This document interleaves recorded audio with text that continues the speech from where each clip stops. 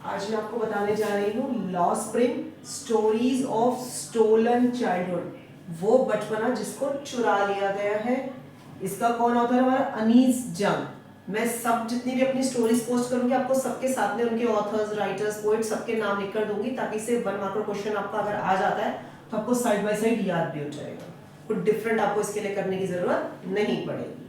ठीक है, तो लॉ स्प्रिंग का सबसे बेसिक थीम जिसमें हम बात करते हैं ग्राइंडिंग पॉवर्टी। ग्राइंडिंग मतलब ये चीज चलती रहती goes on and on because of caste system लगा लो, या फिर मतलब उनके पास गरीब बहुत ज्यादा पुअर होने की वजह से लगा लो, इट कुड बी एनीथिंग।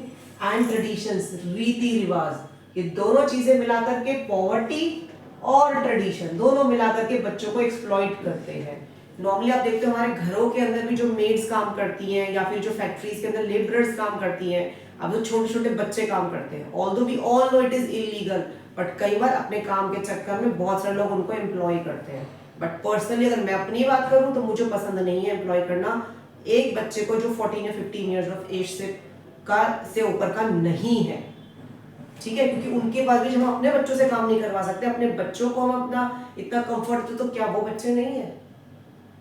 क्या वो बच्चे नहीं है? वो भी तो बच्चे हैं, उनको भी तो जीने का हक है। बट क्योंकि वो पॉवर्टी की वजह से कहीं ना कहीं उस वजह से वो सर्कल का पार्ट बन जाते हैं। चलो बैक टू आवर टॉपिक, थोड़ा डेविएट हो गए थे हम लोग। ठीक है, सबसे पहली चीज इसमें हम देख लेते हैं करेक्टर्स कौन कौन से हैं। वी हैव साहिब, ठीक है, वी हैव ऑथर जिसको हम राइटर कुछ भी बोल सकते हैं, ढाका एक जगह बांग्लादेश जिसे हम बोलेंगे, Mukesh, Savita, we have sahukars, we have policeman, we have middleman. Right, अब जैसे जैसे मैं पढ़ती चली जाऊंगी आगे आपको सारे कैरेक्टर्स के नाम भी आते चले जाएंगे, आपको पता चल जाएगा कौन क्या है क्या नहीं है। यहाँ पर 2 पार्ट्स है स्टोरी में। We have first part Dhaka, ठीक है, यानी बांग्लादेश से।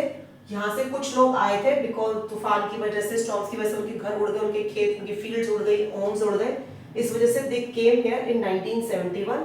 दे settled in Seemapuri, Delhi, which is basically on the periphery of Delhi. मतलब जब मैं यहाँ पे बताऊंगी तो I'll discuss with that.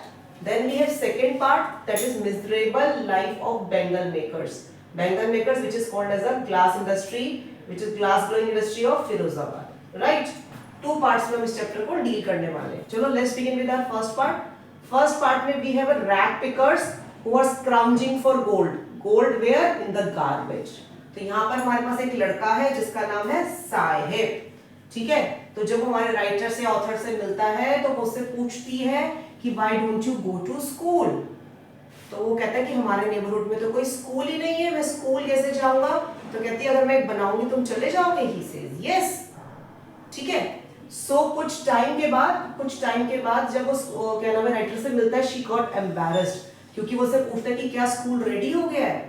उसने सिर्फ एक मजाक करा था, होलो चीज हो गई बच्चे के लिए, और उसने कहा जो प्रॉमिसेस मैंने किए मुझे उसमें एम्बैरेसमेंट हुई, बट ऐसे प्रॉमिसेस इन बच्चों से every corner of the world में हर रोज किए जाते हैं और टूटते हैं।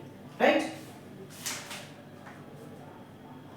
सो वो कहती काफी लंबे समय तक उसको जानने के बाद, पहचानने के बाद उसने उसका नाम पूछा।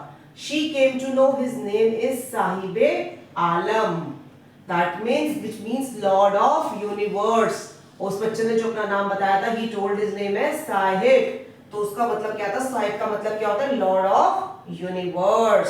सो वो कहते हैं उसको विश्वास भी नहीं होगा कि सच में उसके नाम का मतलब क्या होता है? बादशाह। लेकिन उस बच्चे के लिए उस नाम का कोई मीनिंग ही नहीं है, उसे पता ही नहीं है इस चीज के बारे में कि उसका नाम इस चीज को रिप्रेजेंट करता है। ठीक है, तो बेसिकली ये एक तरह का एक he is a rag picker. Sahib is a rag picker जो रोज कूड़े के ढेर में गोल्ड को ढूंढने की कोशिश करता है। वो गोल्ड होता है गार्बेज का गोल्ड, जिसके अंदर उसको कुछ कॉइन मिल जाए, कुछ नोट मिल जाए। ठीक है, सो बेसिकली आर्मी है बहुत सारे बच्चों की जो बेयरफुट काम करते हैं, नंगे पैर वहां पर जाते हैं, because it is the tradition to stay like this, क्योंकि उनका ट्रेडिशन है कि उन्हें ऐसे ही रहना पड़ेगा। राइट, तो ये पीपल जो ये बच्चे हैं, फिर वो कहते हैं कि ये क्या नाम है, एक स्टोरी आती है एक इंसान की इडीपी से, जिसने मुझे बताया था यंग मैन, वो स्कूल जाता था, एक टेंपल के पास से निकलता था जहाँ पे उसके फादर एक प्रीस्ट थे यानी पंडित थे। वो थोड़ी देर के लिए टेंपल पर रुकता था, प्रार्थना करता था पेयर ऑफ शूज के लिए। 30 साल बाद जब मैंने विजिट किया उस टाउन को, उस टेंपल को, जो कहीं ना कहीं मतलब खो गया है डेसोलेशन के अंदर, मतलब आइसोलेट हो गया है। अब नया प्रीस्ट है, वहां पर रेड और व्हाइट प्लास्टिक चेयर्स है, एक यंग बॉय है ग्रे यूनिफॉर्म में, सॉक्स और शूज पहने हुए, हाफते में आता है, अपना स्कूल बैग फेंकता है, उस बॉय को देखते हुए मुझे उस दूसरे लड़के की वो प्रार्थना याद आ गई जो उसने भगवान से करी थी। When he finally got a pair of shoes, जब उसको फाइनली पेयर ऑफ शूज मिल गए कि let me never lose these shoes। Shoes अगर हम अपनी बात करें तो हमारे पास बहुत सारी वैरायटीज है, हम एक छोड़ते हैं, दूसरे छोड़ते हैं, तीसरे पहनते हैं, लेकिन बच्चों के लिए ये जो शूज है बहुत बड़ी बात है। ठीक है, छोटा सा पेयर ऑफ शूज के लिए हम गॉडेस को थैंक कर रहे हैं, तो we should be very much thankful to God for all the luxuries, for all the comforts that he has given to us. And first of all we should be thankful to our parents जो हमें इस तरह का comfort provide करते हैं। हम अनजाने में भी हम उनके दिल को बहुत बार दुखा देते हैं।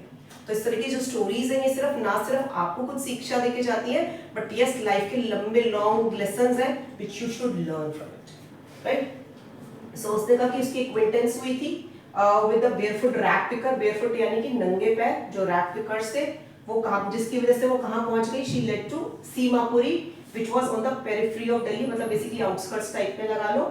तो उसने कहा, वहां पर उसने पूछा कि क्या तुम बच्चों के राशन कार्ड वगैरह चीजें नहीं है, तो उन्होंने कहा कि वो सर्वाइवल बहुत इंपॉर्टेंट है, ठीक है, फूड बहुत इंपॉर्टेंट है, survival basically it is rag picking, और सर्वाइवल किससे ज्यादा, सर्वाइवल ज्यादा जरूरी है बजाय आइडेंटिटी के। तो दे डोंट बोदर कि उनको वहां पर वो है, उनको मिलते हैं वहां पर चीजें या नहीं मिलती, it they doesn't matter to them. और कम से कम उस जगह पर जहां पर अगर हम सीमापुरी की बात करें, कम से कम 10,000 रैग पिकर्स रहते हैं। जिस जगह पर रहते हैं वहां पर तो यही नहीं पता चलता कि इंसान रह रहे हैं या जानवर रह रहे हैं, ठीक है, मतलब इतनी ज्यादा मतलब गंदी जगह है, इतना गंदा एटमॉस्फेयर है। यू कैन इमेजिन कि आपके आसपास जो भी मतलब स्लम एरियाज होंगे वहां पे कितनी गंदगी होती है, कितना ज्यादा बुरा हाल होता है, you can never imagine that, right. So वो कहता है कि फिर वो बताता है कि अगर कभी 10 रुपए का नोट मिल जाए तो हमारे लिए बहुत बड़ी खुशी की बात होती है। तो वी कीप स्क्राउंजिंग, हम और ज्यादा ढूंढने की कोशिश करते हैं, क्योंकि उनके लिए वो जो गार्बेज है वो तरह से it is something which is wrapped in wonder, कोई चीज जो सरप्राइजिंग है, कुछ डिफरेंट है उनके लिए, और बड़ों के लिए, एल्डर्स के लिए वो एक सर्वाइवल है, it is basically a part of survival. So फिर वो कहता है कि एक वो बच्चे ने शूज पहने हुए थे, तो उसने अपने पैरों को छुपाने की कोशिश कर रहा था, ठीक है, तो जब उसको अपने पैरों को छुपाने की कोशिश कर रहा था तो उसने कहा किसी दूसरे ने उसको पिन पॉइंट किया कि क्या है कि this were the discarded shoes of a rich boy, but उस बच्चे के लिए वो शूज भी मिलना बहुत बड़ी बात थी, राइट। अभी तक जितना हम साहिब से मिले, साहिब क्या था, अभी Sahib he was a rag picker जो अपना एक थैला लेकर के अपने आप में मतलब मस्ती से अपना काम करके 12 पे एग्जैक्ट हीट ऊपर हो जाती है तो अपने घर चला था अपने दोस्तों के संग। अब जिस साहिब से हम मिले इसी पार्ट के अंदर रोल्स चेंज हो गए, अब Sahib is no longer the master, वो एक टी स्टॉल में काम करता है, स्टील कैनिस्टर उसके हाथ में, 800 रुपीज उसको मिलते हैं। अब he is no longer the master, उसके फेस पे वो बड़ी खुशी से मुझे आके बताता है कि now I work in a tea stall, but मैं उसके चेहरे पे जो केयरफ्री लुक है वो देखती हूँ, वो चला गया, इट वेंट अवे, वो कहीं गायब हो गया, he is no longer the master, he is now the slave, right. ये हमारा फर्स्ट पार्ट एंड होता है। Now we start with the second part जिसमें मैंने बात करी थी आपसे miserable life of bangle makers, that is Firozabad, ठीक है। यहाँ पर हम मिलते हैं मुकेश से जो एक मैकेनिक बनना चाहता है, वो एक बैंगल मेकर की फैमिली को बिलोंग करता है। वहां पर बेसिकली क्या कंसेप्ट है, जब जो लोग बैंगल मेकिंग का काम करते हैं, छोटे छोटे बच्चे काम करते हैं, डिंजी सेल्स में काम करते हैं और बेसिकली इलीगल है ये काम बच्चों से करवाना, कम से कम 20,000 चिल्ड्रन वहां पे काम करते हैं और ये बच्चे अपनी आईसाइट खो देते हैं बिफोर दे बिकम एडल्ट, मतलब एडल्ट बनने से पहले उनकी आईसाइट खो चुकी होती है।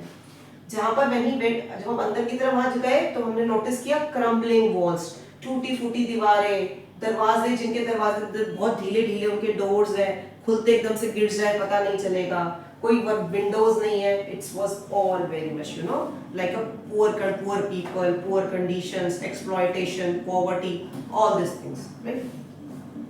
So we have another girl over here, we have Savita who is a young girl, she is draped in a pink dress, ठीक है, और she is also involved in this bangle making industry. जो bangle making का जो वो काम करती है तो वो जो है ये हमारा जो राइटर है सोचता है कि क्या कभी इस लड़की को भी समझ में आएगा कि बैंगल मेकिंग के अंदर मतलब क्या होता है, क्या सच में बैंगल्स जो है सुहाग को रिप्रेजेंट करते हैं, and which yes she will come to know after she gets married, right. मतलब कहने का मतलब है कि क्या बच्चे जो ये बैंगल्स बना रहे हैं क्या इनको सच में पता है किस चीज के लिए, पर्पस के लिए बनते हैं या नहीं पता किस चीज के लिए बनते हैं। अब जैसे मुकेश है ये अपने घर पर लेकर के जाता है, छोटा सा बना हुआ हाफ बिल्ट शैक है, उसके अंदर इसके मतलब भाई रहता है, इसके फादर रहते हैं और इसकी भाभी रहती है, ठीक है। So now we clearly observe अब विशियस सर्कल। उसने पूछा कि why don't you organise yourselves in cooperatives, आप सब अपने को कोऑपरेटिव्स में क्यों नहीं ऑर्गेनाइज कर लेते? वो कहता है हम नहीं कर सकते कि पुलिसमैन में मिले हुए हैं, क्योंकि हम कोशिश करेंगे तो पुलिस वाले हमें बंद कर देंगे, हमें डंडे मार के हमें बंद कर देंगे। तो बेसिकली ये विशियस सर्कल में कॉज्ड और वो हो गए मिडलमैन जो बिचौलिए होते हैं उनके विशियस यानी गंदे से सर्कल के अंदर ये सब कॉट अपॉन हो गए हैं, जिसमें से इनके लिए बाहर निकलना या इनकी आने वाली पीढ़ियों के लिए बाहर निकलना बहुत मुश्किल हो गया है। तो यानी कि अगर ये ट्रेडिशन, जैसे मैंने वर्ड ट्रेडिशन लिखा था, तो ट्रेडिशन बेसिकली बैंगन मेकर, तो पूरी फैमिली बैंगन मेकिंग इंडस्ट्री में ही काम कर रही है। ठीक है। सो बेसिकली एंडलेस स्पाइरल है, एंडलेस स्पाइरल जैसे बोलते हैं, which keeps on going and which never finishes, from poverty to apathy to greed to injustice। apathy मतलब कोई enthusiasm नहीं है, कोई इंटरेस्टिंग चीज नहीं है, कुछ मजेदार नहीं है। So here writer tells about two worlds, exactly दो वर्ल्ड्स की हमारी बात हुई। एक वर्ल्ड जो वेब ऑफ पॉवर्टी से अनकवर हुआ है, जिसमें हमारे क्या नाम है कास्ट का स्टिग्मा ओवरकम करते हैं। दूसरा वर्ल्ड जो हमारा विशियस सर्कल है साहूकार और पुलिसमैन का, जो चाहते हुए भी इन लोगों को कभी सर्कल से बाहर आने नहीं देंगे, क्योंकि उनको सो कॉल्ड इन लोगों को पैसा मिल रहा है। ठीक है ना। तो इस वजह से जितने छोटे छोटे बच्चे हैं इनकी जो एक्सप्लॉयटेशन है वो नॉन स्टॉप चलती ही रहेगी। जो इनका बचपन है वो स्टोलन चाइल्डहुड है, जिंदगी की जो बसंत है लॉस्ट में वो खो गई है, वो it has lost away, it has gone away. ठीक है। So we see again we talk about Mukesh, जो कि ग्राउंडेड पर्सन है, क्योंकि जब उससे वो पूछती है क्या ना, हमारी जो ऑथर उससे एक चीज पूछती है कि वो don't you want to be, मतलब कि एयरप्लेन वगैरह के लिए, एयरप्लेन वगैरह बनना, तुम्हें पायलट बनना है क्या नहीं बन, तो कहते हैं बहुत कम एयरप्लेन्स हमारे फिरोजाबाद में उड़ते हैं। He looks towards the ground. इसका मतलब क्या है कि स्टीयरिंग टुवर्ड्स द ग्राउंड, क्योंकि वो जमीन को देखता है, पैरों के नीचे की जमीन को देखता है कि मेरे जितनी मैं कहता हूँ जितनी चादर उतने ही पैर फैलाने चाहिए। तो वो सपना भी इतना ही देखता है कि मुझे सिर्फ एक मैकेनिक बनना है, मैकेनिक बन गया तो बहुत अच्छी बात है, उससे ज्यादा का सपना मैं नहीं देखता। ठीक है। Thank you.